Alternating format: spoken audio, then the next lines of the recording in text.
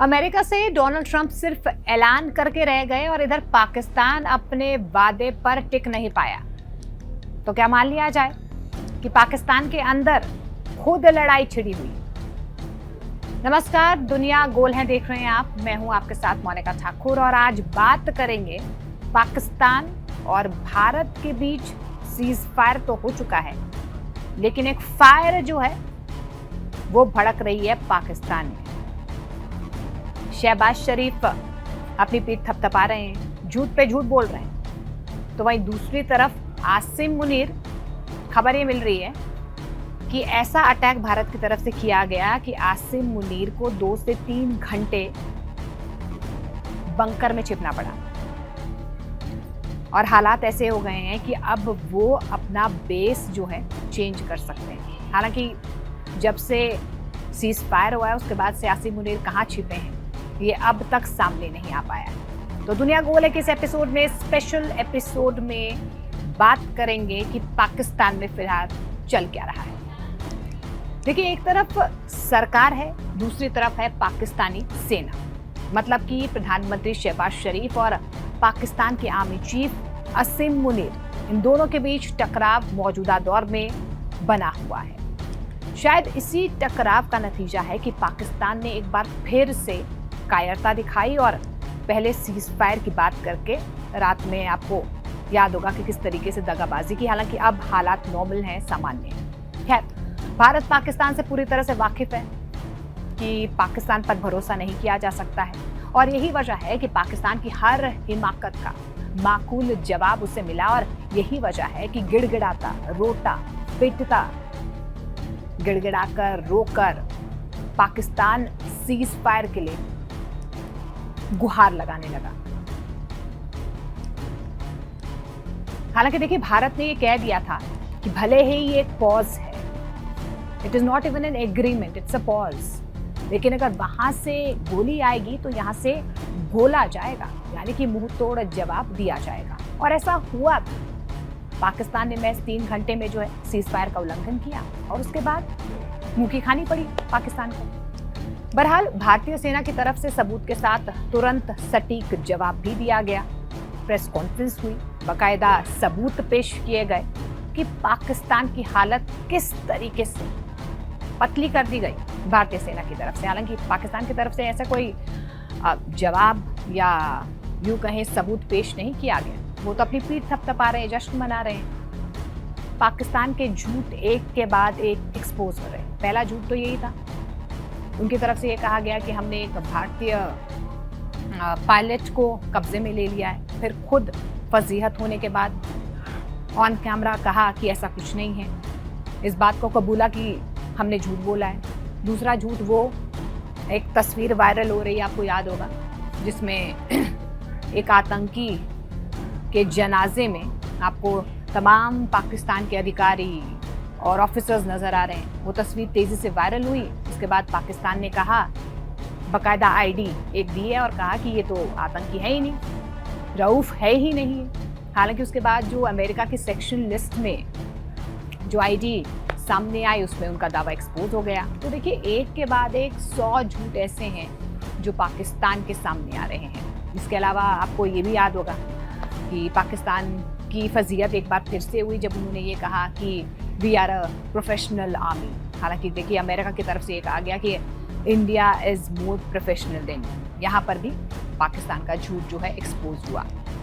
अब जिस तरीके से ऑपरेशन सिंदूर लॉन्च किया गया, सटीक जवाब दिया गया, पाकिस्तान की हालत और उसके आकाओं को कितना नुकसान हुआ, इसका आकलन करते करते पाकिस्तान इतना थक गया कि उसने सीज फायर के लिए गुहार लगा दी। उसका एक एक सबूत पाकिस्तान को उसकी जगह दिखाने के लिए काफी।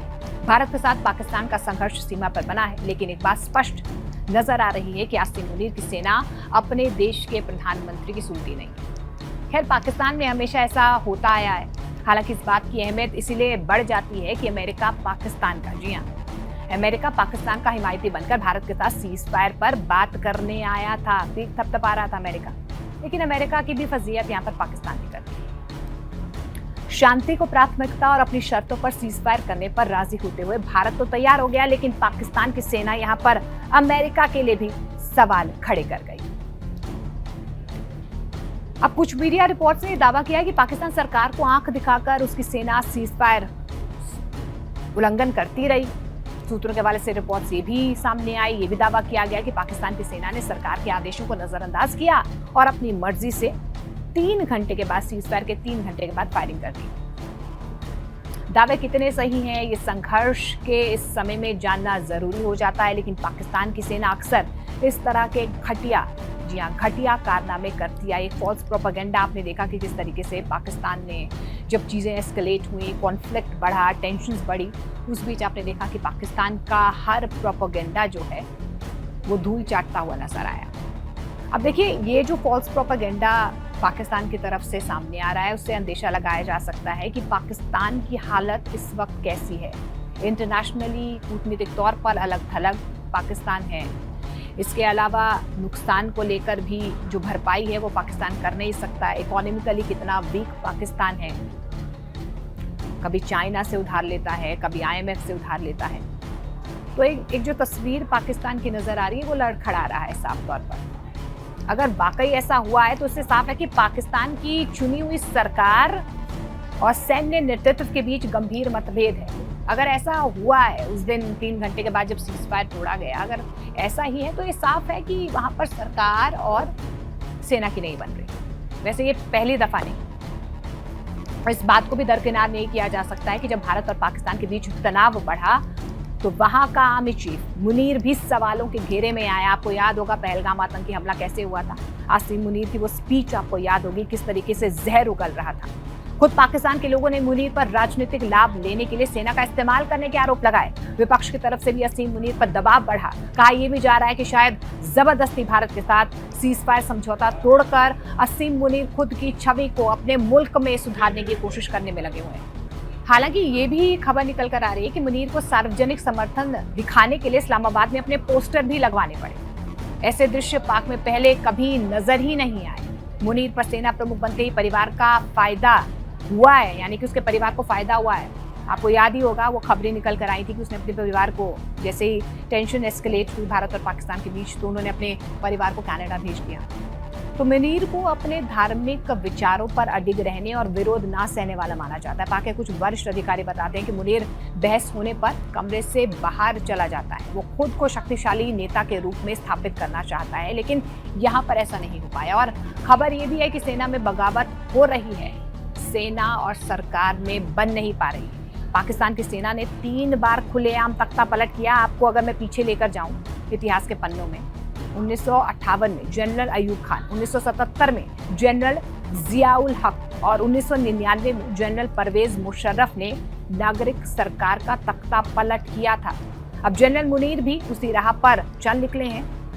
तो इस चीज को पाकिस्तान में कोई नई बात के तौर पर नहीं देखा जाएगा। दरअसल आपको ये भी बता दें कि मुनीर को जिया 2.0 के तौर पर भी वहां पर देखा जा रहा है, और यही वजह है कि मुनीर जो है अपनी इमेज को स्थापित करने में लगा हुआ है। अब हालांकि भारत और पाकिस्तान के बीच सीजफायर हो चुका है और शांति कहीं ना कहीं LOC के आसपास है, सीमा पर नॉर्मल चीजें हो रही हैं, लेकिन पाकिस्तान अपनी हरकतों से बाज नहीं आ रहा है। वही कहते हैं ना कि लातों के भूत बातों से नहीं मानते हैं, और पाकिस्तान का रवैया कुछ ऐसा ही नजर आता है, जो भारत से मुंह खाने के बाद भी खुद की जीत का जश्न मनाने की तैयारी कर रहा है। खबर तो ये भी एक प्रोपेगेंडा वहां पर चल रहा है कि भारत की ओर से हर हमले का मुंहतोड़ जवाब मिलने के बावजूद पाकिस्तान इस बात को मानने के लिए तैयार ही नहीं है कि भारत ने उसकी हालत खराब कर दी है। कितना नुकसान पाकिस्तान को हुआ है, और इस नाम भर की जीत के जश्न, जी हाँ, एक वो होता है ना डिलेमा में जीना, उसी डिलेमा में जीतकर उस जश्न को मनाने के लिए पाकिस्तान के प्रधानमंत्री शहबाज शरीफ ने यौम तशक्कुर मनाने की घोषणा की। पाकिस्तान जो है अपनी हरकतों से बाज नहीं आता है, अपने फॉल्स प्रोपेगेंडा लेकर वो कहीं ना कहीं डिलेमा में जी रहा है, लेकिन पाकिस्तान दगाबाज है और भारत को ये समझ आ चुका है। और यही वजह है कि भारतीय सेना ने पाकिस्तान को कह दिया है कि तनाव पर अब विराम लग गया है। भारत की कड़ी कार्रवाई के बाद पाकिस्तान की ओर से सीजफायर का प्रस्ताव रखा गया है। भारत ने अपनी शर्तों पर सीजफायर को सहमति दी है, लेकिन इसके बाद भी पाकिस्तान की तरफ से अगर सीजफायर का उल्लंघन होता है, जो फिलहाल जो तनाव खत्म हुआ है, अगर पाकिस्तान की तरफ से कोई भी हिमाकत या कोई भी हरकत होती है तो उसका माकूल जवाब पाकिस्तान को जरूर मिलेगा। लेकिन इस बीच मुनीर की हालत जो है, पाकिस्तान सरकार की हालत जो है और पाकिस्तान की ओवरऑल इकोनॉमिक हालत जो है वो सबके सामने है। कूटनीतिक तौर पर पाकिस्तान कमजोर हो रहा है और कटोरा लेकर सिर्फ भीख मांग रहा है। यही स्थिति फिलहाल पाकिस्तान की है और यही वजह है कि पाकिस्तान पर भरोसा नहीं किया जा सकता।